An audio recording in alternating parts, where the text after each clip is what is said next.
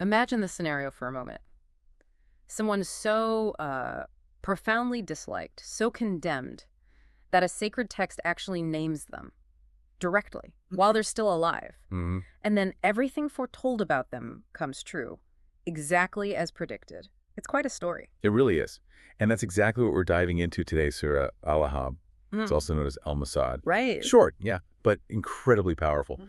A chapter from the Quran that just packs a punch. Definitely. And like you said, it's not just history, is it? It feels packed with these timeless lessons about, well, arrogance, loyalty, what really matters in the end, regardless of, your status. Absolutely. So our mission today really is to unpack this specific source material. We've looked at various scholarly interpretations at different angles. Right. And we'll try to piece together the story, the context behind it, and pull out those big takeaways, especially about why maybe lineage and wealth aren't the safety nets people sometimes think they are. Exactly. And just to be clear, everything we're discussing comes from those detailed scholarly works, those interpretations that add so many layers of understanding. Right. They help make these ancient lessons feel very relevant, even now. So let's set the scene. What actually triggered the revelation of this specific surah? It started with a very public event, didn't it? It did. A direct command came to the Prophet Muhammad. Yeah. Warn your closest relatives. Okay. So he goes up Jabal Safa, that prominent hill near Mecca. He calls out, gathers the Quraysh tribes, gets their attention. And then he asks them that question, right? The hypothetical. Exactly. He says, look, if I told you there was an enemy army right behind this mountain about to attack, would you believe me? And their reaction. Unanimous. They all said, yes, absolutely. We've never known you to lie. They called him Al-Amin, the trustworthy. So he has their full attention, their trust, stated publicly. Yeah. And then he delivers the real message. Then comes the warning.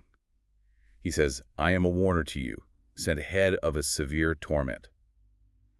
A direct, stark warning about what's coming if they don't heed the message. But the reaction wasn't what you might expect, especially from family. No, Yeah. not at all. The most immediate and, frankly, the most furious reaction Yeah. came from his own uncle, Abu Lahab. Right there, in public. Right there. He apparently shouted something like, may you perish, Muhammad. Is this why you gathered us? Just cursed him out. Wow. From his own uncle. Exactly. And that curse, that public rejection from a close family member, that was the direct trigger. That's when this Surah Al-Lahab was revealed, a direct divine response. That's incredible context. So Abu Lahab, father of flame, that's the name in the surah. But who was he, really? What was his actual name? His given name was Abdul Uzza bin Abdul Muttalib. Abdul Uzza. So servant of an idol. Precisely. Which in itself tells you something about his loyalties even before Islam. But Allah refers to him as Abu Lahab. Scholars have a couple of ideas why. Some say it related to his appearance. Apparently he had a bright reddish complexion, like a flame. Others see it more symbolically, foreshadowing his destiny in the hellfire. The father of flame destined for the flame. A chilling name, either way. And you said his uncle. But clearly not a supportive one. Far from it. His hostility was relentless. The prophet's uncles, they sort of fell into different camps. Right. You had those who believed, like Hamza and Abbas. You had Abu Talib, who didn't believe but protected the prophet. Mm-hmm. And then you had Abu Lahab, The opponent. the active opponent, disbelieved and actively fought against him, made it his mission. How active are we talking? Was it just words or did it get physical? Oh, it got physical. Yeah. Accounts mention him following the prophet around, like in the markets, Dilmajas, for example. Really? Yeah, throwing stones, apparently sometimes until the prophet's heels bled, Yeah.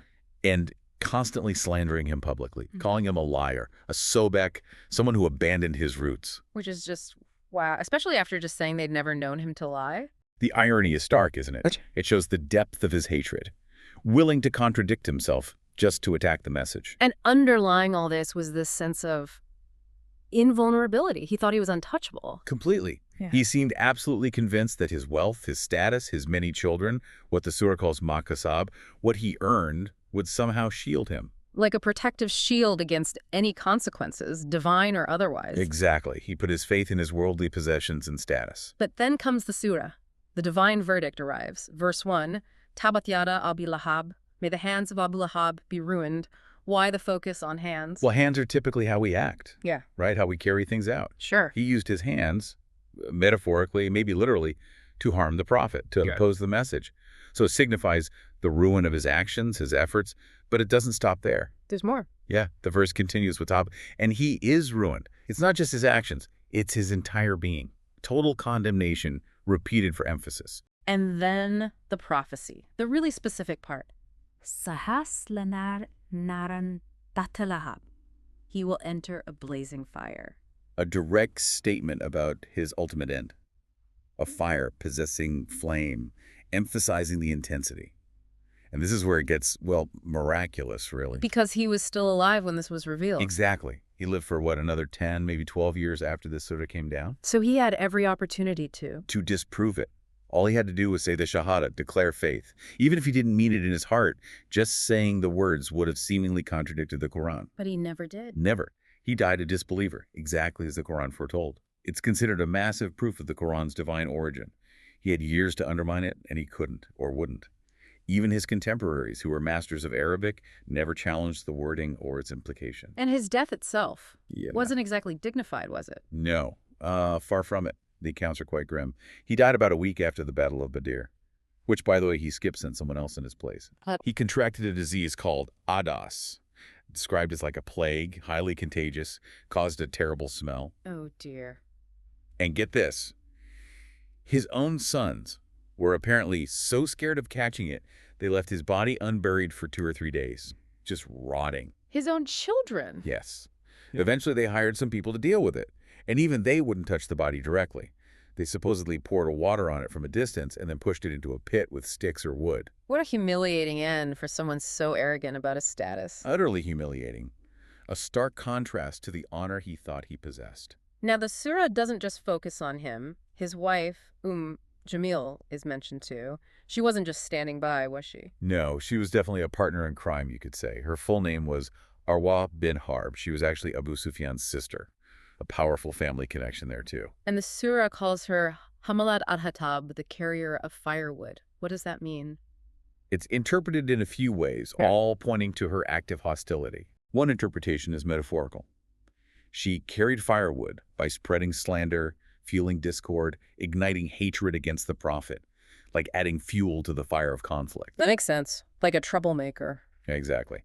Another interpretation is more literal.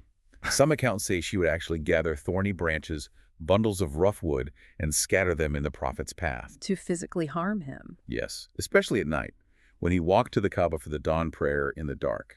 Malicious acts. And there's a third interpretation too, right? About the hereafter. Yes, a grim one. That in hell she will literally carry firewood to fuel the fire tormenting her own husband. A terrible, ironic punishment fitting her earthly actions. Goodness. And the final verse describes her punishment further. Fi jidiha hablum mim masad. Around her neck, a rope of palm fiber. Right. Described as a rough, coarse rope made from palm fibers. Very harsh. What's the significance of the rope? Again, a couple of layers.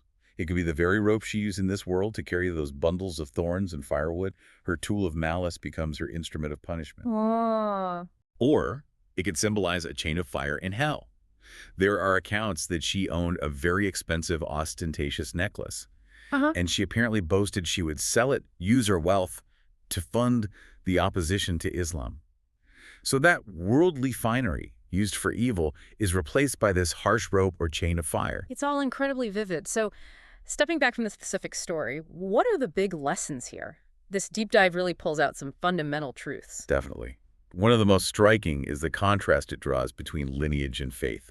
Yeah, you have Abu Lahab, noble Quraysh lineage, the prophet's uncle, high status. None of it helped him. None of it. His pedigree meant nothing against his disbelief and actions. And then you contrast that with someone like, say, Salman al-Farisi. The Persian companion. Exactly. No prestigious Arab lineage. He was a foreigner. But Islam elevated him purely based on his faith, his piety, his actions. It perfectly illustrates that saying, whoever is slowed down by his deeds, his lineage won't speed him up. It's what you do that matters, not where you come from. Precisely. And tied to that is the point about wealth and children. Abu Lahab's supposed safety net? Yeah, his belief that his money and his sons would save him. The Surah just demolishes that idea. Wealth, children, they can be blessings, of course, but they offer zero protection on the day of judgment if they aren't coupled with faith and righteous deeds. They aren't substitutes for faith. Not at all. And think about that story of his son, Utaiba. The prophet prayed against him after he harmed him, and later Utaiba was killed by a lion on a journey. Wow. It underscores the point. Even your children can't shield you from divine decree when you're on the wrong path. Your assets are not your armor. This whole account also says something profound about the Quran itself, doesn't it? Its You- divine nature. Absolutely. The fact that this prophecy about Abu Lahab was made so publicly while he was alive and then fulfilled perfectly, that's huge. Right. Even his enemies, who knew Arabic inside out, they couldn't challenge the surah's power or its fulfillment.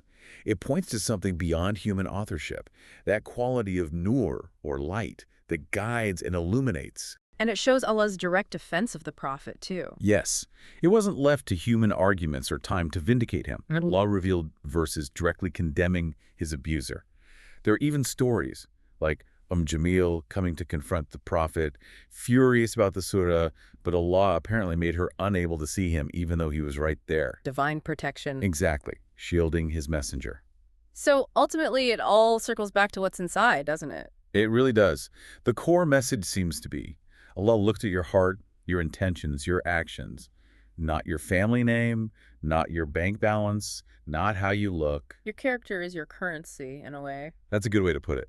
True worth isn't inherited or bought, it's earned through faith and deeds. So wrapping this up, what does this deep dive into just one short surah mean for you, listening now? Well, I think it's a powerful reminder that real honor, real salvation, it doesn't come from the things the world often values most: status, wealth, connections. Right. It comes from faith, from our actions, from the sincerity of our hearts. Exactly. In a world that's often obsessed with status and outward success, this story forces us to ask, what will actually count when it matters most on that final journey? Yeah, it makes you think. What kind of legacy, what lineage of deeds are we building? Is it enough to stand on its own, regardless of any worldly advantages we might have? That's the real question, isn't it? Something profound to reflect on long after this deep dive ends.